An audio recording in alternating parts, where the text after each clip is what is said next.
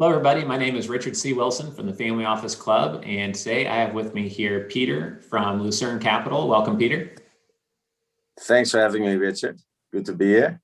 Sure, and I know you've been to one or two of our investor summits before, but can you explain a little bit about what Lucerne Capital does and what you're focused on and what makes you unique? Yeah, we're very much, I founded Lucerne Capital about 18, 19 years ago, and we're very much a niche strategy focusing on mid-cap European stocks in mostly developed Western Europe. So, think Benelux, France, Italy, Germany, Scandinavia. So really, really core Europe. Okay, and what city are you based in?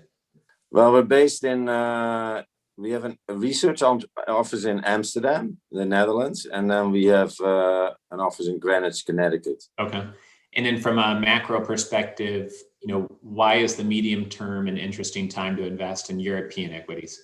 I think first of all, just to put Lucerne in perspective, over the decades we've built up so many connections with industry executives that can give us an early read as to what's happening with the economy. For instance, we have very good connections with in every country from Italy to Norway across Europe with executives working at running temporary employment firms. And they are usually an early indicator of what's happening in the rest of the economy. So early cycle indicators. Right. Yeah, I'm curious. So with the offices in Connecticut, I would imagine that a lot of U.S. investors that you may interact with have an equity allocation. Maybe their wealth advisors putting them into bonds and equities and kind of public market things. And might have an international bucket. Many of them probably have not thought to employ a European equity specific manager unless they're sophisticated enough that they're managing hundreds of millions of dollars in equities, has been my experience. Can you talk to that just a little bit about how you fit into an investor maybe has had their blinders on to maybe having a brain like yours helping oversee their allocation to the EU part of their global equity, exposure? Probably largest and smartest investor always says, it says, okay, well, Europe represents close to 1/3 of the world economy, right? It's got, the 27 country EU bloc has 450 million inhabitants.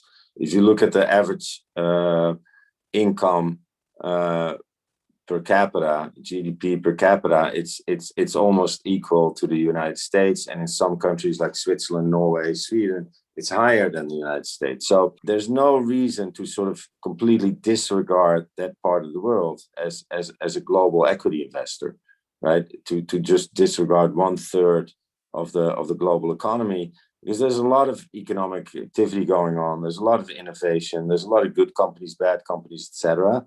So there's just a lot of opportunities. And it so happens that, the more sophisticated investors use us for their European allocation. To sort of simplify it very much, for people, if they want to bucket us, we're very much long biased and we're very much a risk-on type of investment. So if somebody thinks that the world is coming to an end, an investment in Lucerne Capital would not be the right investment. Sure. Yeah, makes sense.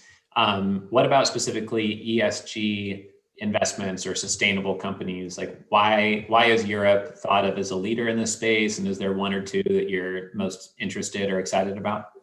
Yeah, it's actually funny, that you mentioned ESG, because there are not many areas where Europe is a leader. There's specific companies that are very good at things, right?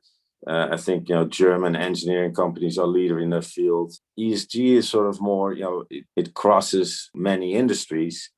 And what you've seen in Europe, and I think, particularly started in Scandinavia and Germany, was that it was really driven by government subsidies and regulation that really were focused on climate change.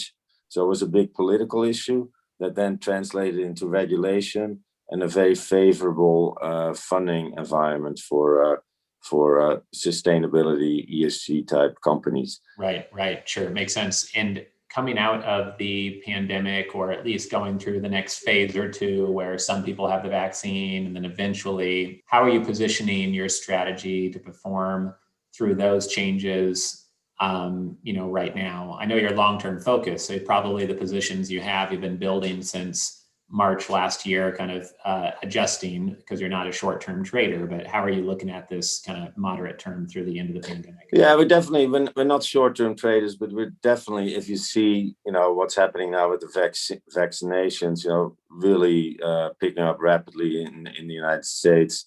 I think, Israel is a good example of what could happen in the rest of the world.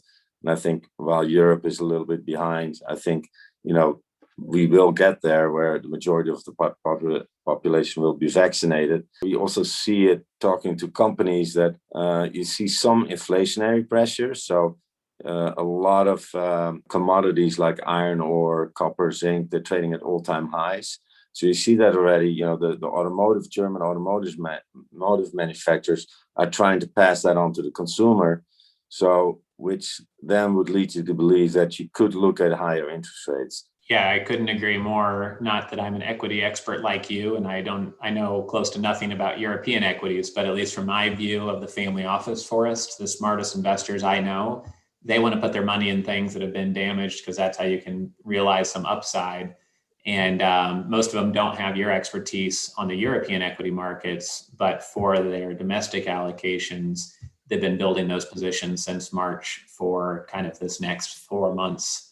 Hopefully, maybe it's going to take 9 months. I know global travel might take a good year and a half, but at least domestic, activities seems to be getting very close to that upside realizing even the last couple of days here in the U.S. markets, at least. So that's definitely in line with the smartest family offices I know, macro-wise, trend-wise. So I appreciate you sharing that. And if somebody would like to speak with you for their endowment fund or family office, or pick your brain on a strategy or an approach they're building in their portfolio and learn more about Lucerne Capital, what's the best way to get in touch directly with you?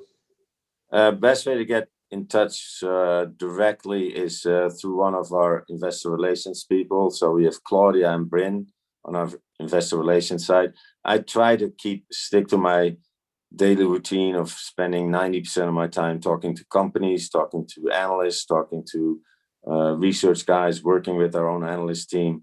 I always tell them, this is my cell phone number. If you have any questions, I'm always very transparent and open with investors. Awesome. I appreciate your time here today.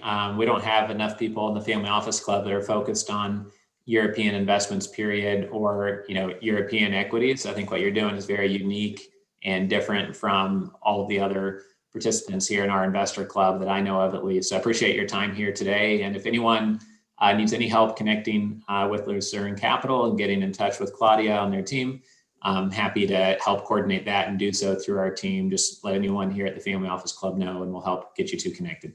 Thank you, Pieter. That'd be great. Thank you very much, Richard. Appreciate it.